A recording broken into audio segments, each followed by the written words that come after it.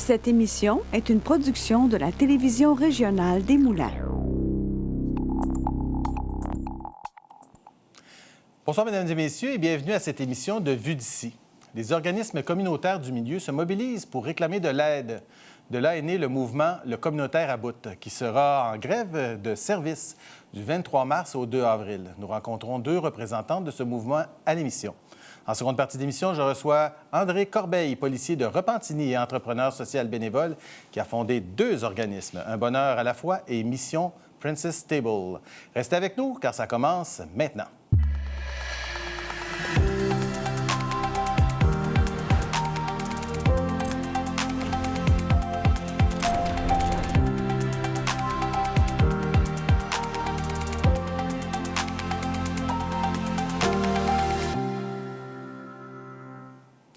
Le Communautaire à bout est un mouvement de grève historique et une mobilisation nationale au Québec qui se tient ce printemps.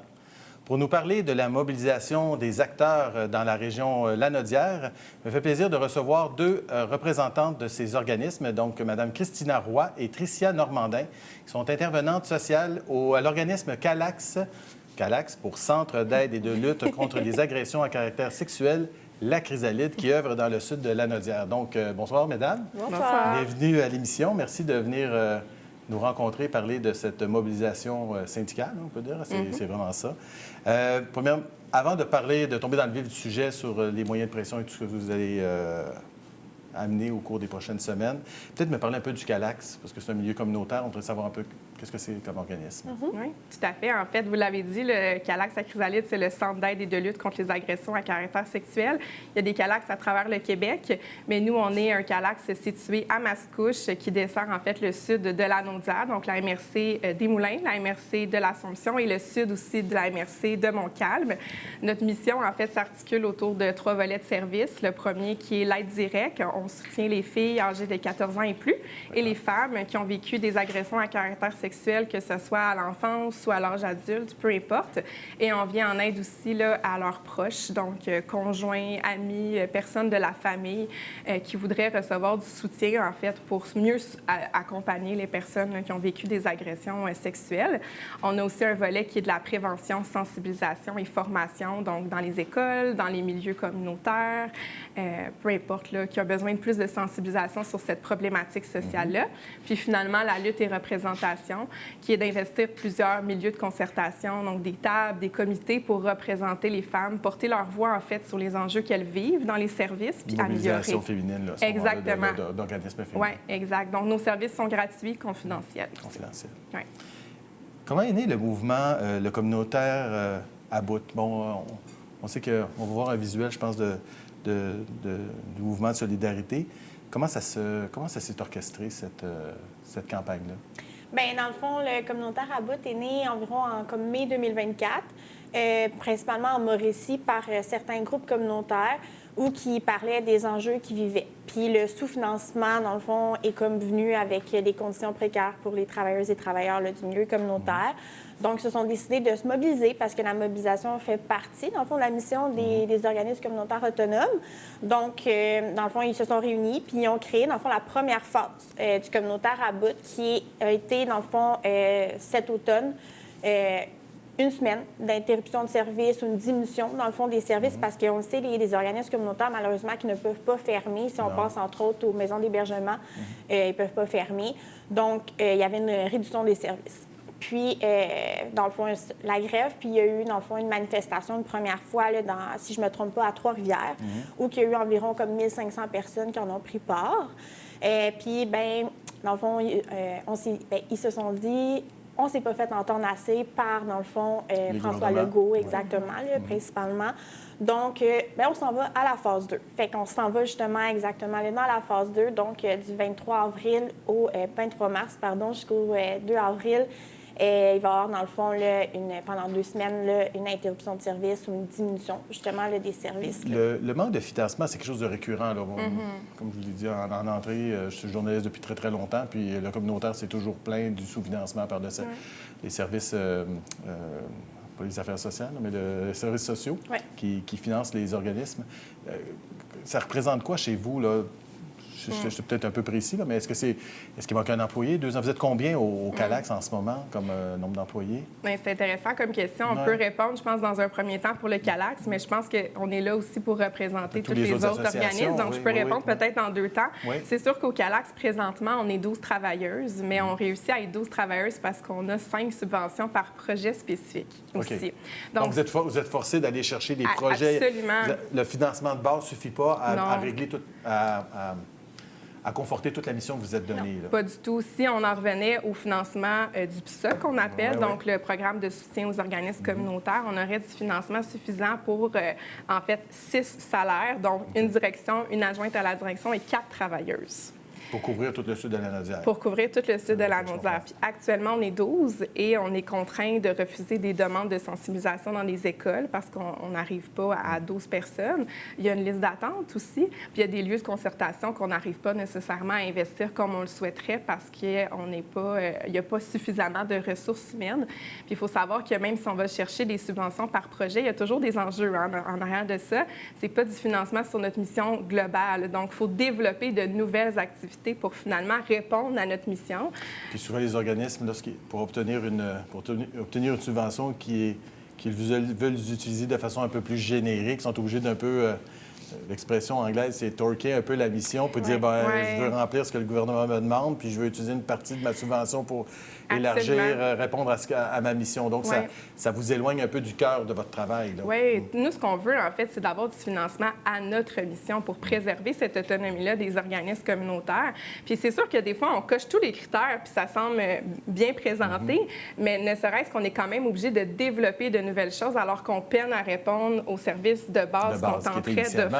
Celui qui était prévu. Puis du financement par projet, c'est camouflé de plein enjeux. Il faut engager de nouvelles personnes, ça prend du temps à les former. Il faut développer des nouvelles activités. Et souvent, ces projets-là sont de 1, 2, 3 ans pour après ça ne pas être reconduits. Donc, on doit fermer des services, perdre des travailleurs aussi qui ont été formés pendant plusieurs années. Puis Exact. vous investissez dans cette formation-là, puis ça se termine, puis il n'y a pas de continuité. Exact.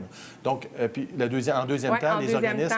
Donc, au niveau de la Naudière, en fait, on chiffre le sous-financement à 75 millions, ce qui est énorme. Puis dans la Naudière... 75 millions au Québec. Non, la Naudière. Dans la Naudière seulement, le manque à gagner serait de 75 millions. Exactement. Puis le budget global est à combien, savez-vous?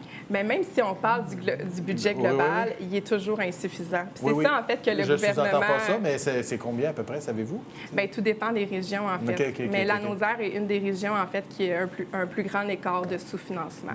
Du fait que c'est une jeune région, donc les organismes sont... Bon, même si vous fêtez le 25e, je crois, vous avez dit... Pour la chrysalide, oui.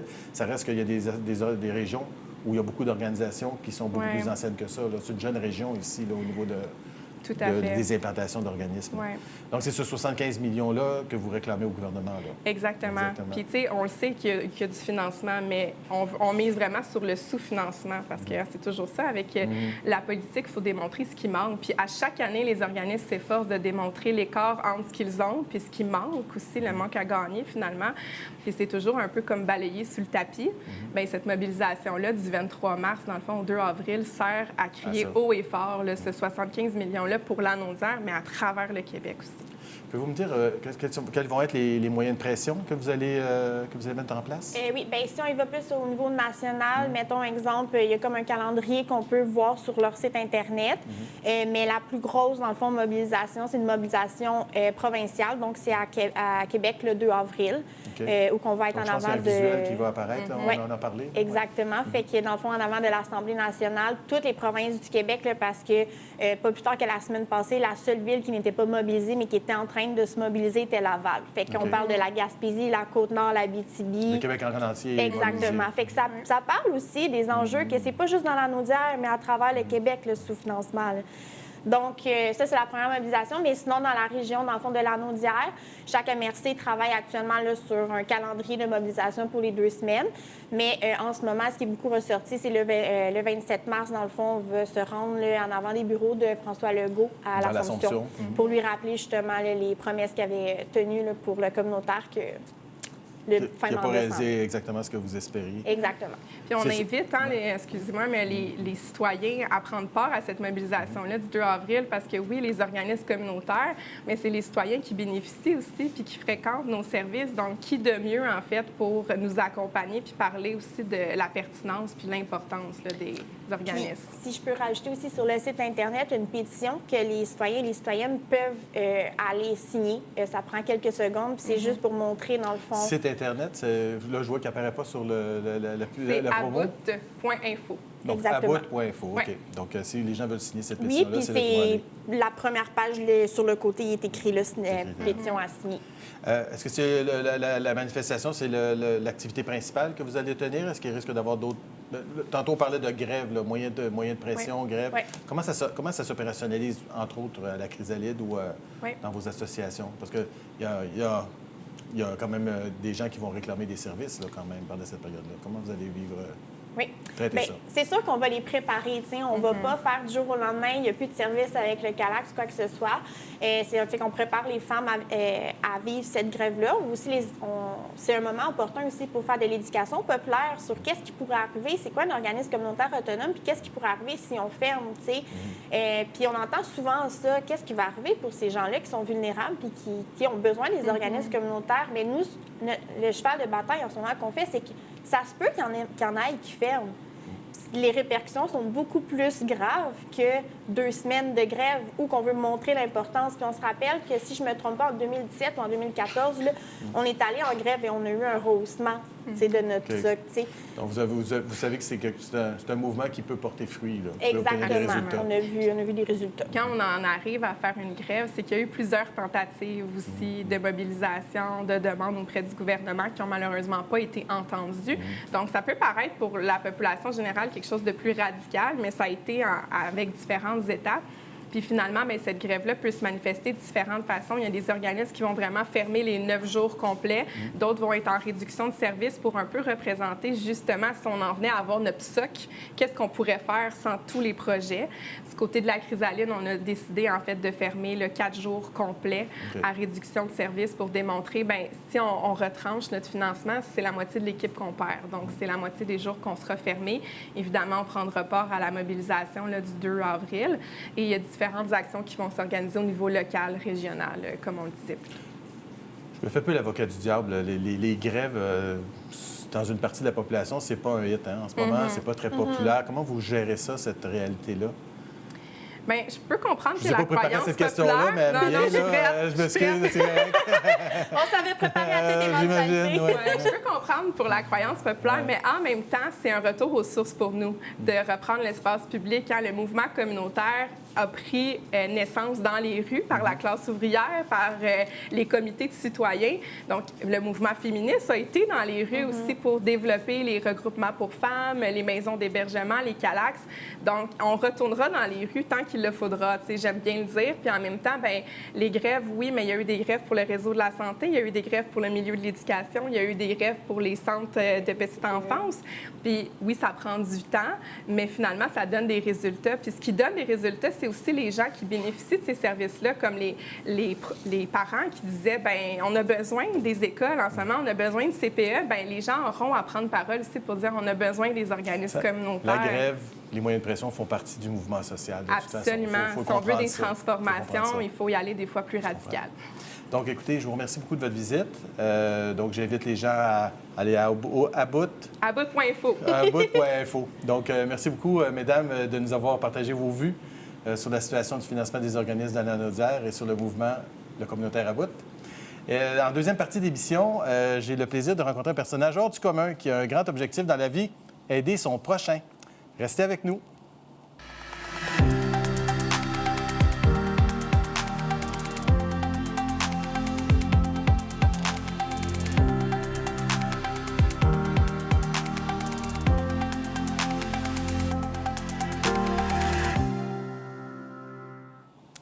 Répondre aux besoins humains urgents de façon concrète, rapide et sans lourdeur administrative à des concitoyens dépourvus et soutenir psychologiquement des personnes plus fragiles par la thérapie équine. Voilà l'émission que s'est donnée André Corbeil. On en parle avec lui. Bonjour, M. Corbeil. Bonjour. Bienvenue à Vie d'ici. Merci de m'avoir invité. Quel CV! Je regardais ça, là, faire le bien autour de soi. C'est assez exceptionnel. Faites ça dans le secteur de la MRC l'Assomption depuis plusieurs années. Puis on va échanger là-dessus.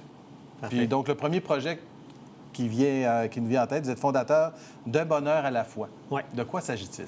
Un bonheur à la fois, moi, ça fait 27 ans que je suis policier communautaire à Repentigny. Puis quand les gens appellent la police, c'est rarement parce que ça va bien. Parce qu'il y a des drames, il y a des choses qui ne vont pas bien. Donc, j'ai vu pas mal de la misère humaine dans plein de familles. Puis je me suis dit, comment je peux faire pour les aider, concrètement? Puis la première chose, c'est arrivé en 2014. J'ai une dame qui nous appelle, que chez eux, il y avait une plainte pour un vol. Puis quand je suis rendu chez eux, je me suis rendu compte que les enfants étaient même monoparentales, puis les enfants devaient aller aux toilettes dans une chaudière, puis devaient aller jeter la chaudière en arrière de la maison. Puis quand je suis sorti de là, j'ai dit, ça n'a pas de bon sens que cette famille-là vive de cette façon-là. Puis j'avais un ami qui était plombier. Je l'appelle tout bonnement, je dis, tu pourrais-tu venir m'aider dans ce dossier-là? La dame a besoin d'aide. Puis mon ami, il était juste content de répondre aux besoins. Il dit, ben oui, je m'en viens. Il a changé la toilette, puis ça a commencé comme ça. Je dis, hey, À zéro. wow, Pour à rien. zéro. Juste Vraiment, juste être bon, la bonté. avoir la main sur le cœur. Donc, je me suis rendu compte que les gens étaient prêts à redonner. Fait qu'à partir de là, cette idée-là a germé. Puis là, j'ai présenté le projet à mes patrons. À la police de Repentigny. À la police de Repentigny à ce moment-là. Donc, en 2019, on a vraiment parti le projet. Ça a pris 1 an avant de partir au complet parce que je voulais accumuler assez de commerçants. Dans le fond, quand on a parti le projet en 2019, j'étais rendu à 100 commerçants qui avaient accepté de participer au projet. De contribuer à l'occasion au mieux-être de certains des concitoyens. Dans le fond, les 100 participants, ils m'autorisent à les solliciter en cas de besoin. Ils n'ont aucune obligation de dire oui, parce qu'on sait que dans l'entrepreneuriat, dans le commercial, des fois ça va bien, des fois ça va moins bien. Donc, à partir de là, ils m'autorisaient à les solliciter. Puis, c'est comme ça qu'ils embarquaient. C'est en plein ça comme ça que ça embarquait. Ouais. Puis vous avez... quel genre de service ou quel type d'occasion vous avez rencontré, d'événements que vous avez rencontrés au cours de ces années-là? Bien, le but premier Depuis du ce temps-là, projet, je dirais. ouais. Le but premier du projet Un bonheur à la fois, c'est qu'on ne changera pas la pauvreté au Québec. On n'a pas les reins assez solides. Nous, on veut aider des familles qui vivent un drame. Puis avec notre petit coup de pouce, bien, ils vont s'en sortir. Donc, on a donné plusieurs fois à des dames qui étaient, exemple, victimes de violence conjugale, qui devaient se séparer, puis devaient quitter le milieu d'urgence. Donc, devaient se le relocaliser, puis il n'y avait pas de meubles, des choses comme ça. Donc, on remeublait des appartements, on réparait des maisons. C'est un de nos plus gros projets. Je donne un exemple. En 2020, juste un petit peu avant Noël, on avait une dame qui était victime de violence conjugale. Le mari avait été arrêté par le service de police quelque temps auparavant. OK. Mais à l'intérieur de la maison, il y avait plusieurs traces de violence. Donc, on voulait enlever ça à la maison pour donner une meilleure qualité de vie à la maman qui était avec ses 7 enfants à ce moment-là. Bon, quand même. Donc, on a refait une cuisine, on a refait une deuxième salle de bain, on a posé une thermopompe dans la maison. Puis c'était juste avant Noël, donc les enfants ont été gâtés. Chaque enfant avait un iPad. Donc, c'est un projet qui nous avait coûté 45 000 Wow. Mais pour la famille, c'était gratuit. Donc, vous avez changé une 45 000. vie, là. C'est ça qu'on réalise dans votre action, c'est que c'est très concret, là. C'est vraiment concret. Ça niaise pas, là. Bien, on voit un problème, puis on essaie on de le règle tout de suite. On n'attend pas ouais. les lourdeurs administratives. C'est je reçois le problème, je contacte mes commerçants, puis qui veut embarquer, puis c'est comme ça qu'on embarque. Puis c'est une mobilisation qui vous permet de... Est-ce que vous avez déjà chiffré l'aide? C'est pas une question qu'on avait mis là-dedans, mais... Oui. Environ avez-vous sur déjà évalué? 50 dossiers environ. Ouais. On a un budget peut-être de dépenser environ 40 000 de notre budget à nous, mais on a généré plus de 300 000 en dons. Donc en réparation, en intervention, dans le milieu tout ce qu'on donne, Repentigny de Charlemagne. Repentigny et Charlemagne. Tout ce qu'on donne, c'est vraiment des biens et services. On ne donne jamais d'argent des familles. Ça peut être des cartes cadeaux, IGA, ou pour des choses comme ça, du dépannage alimentaire, des choses comme ça. Mais en tout, on chiffre qu'on a donné plus de 300 000 à ces familles-là. Je n'ai pas posé la question. Ça vous vient d'où, ça? Est-ce que c'est dans la famille, il y avait de la générosité de cet ordre-là? Je viens d'un petit village, puis le petit village, c'est qu'on aide notre voisin. Le voisin à côté, il y a une ferme, il a passé au feu, bien, on s'en vient puis on répare la ferme. C'est comme ça. Ensemble, solidaires. On se met en gang, c'est en plein ça. Puis à Repentigny, je me suis rendu compte, ça fait quand même 27 ans que je travaille dans ce secteur-là. J'ai plein d'amis commerçants, puis c'est comme ça. Ça a répondu haut la main. Là. Puis le projet, donc, est maintenant un OSBL, là. Parce que ça a toujours été un OSBL. Ça a toujours été un OSBL. Et c'est plus chapeauté par la police, là. Donc, c'est ça. De 2019 à 2021, c'était chapeauté par le service de police. Puis depuis 2021, le service de police est retiré, donc je l'ai repris personnellement. Puis je me suis entouré de 3 autres organismes pour m'aider dans le projet. Dans le fond, on a l'Association des personnes handicapées physiques Rive-Nord, la protection du voisinage et la Société Saint-Vincent-de-Paul de Repentigny qui est dans le projet. Donc, la Société Saint-Vincent-de-Paul est un petit peu plus importante dans le projet, dans le sens que c'est eux qui sont porteurs du projet en tant que tel. Donc, c'est mon organisme. C'est exemple...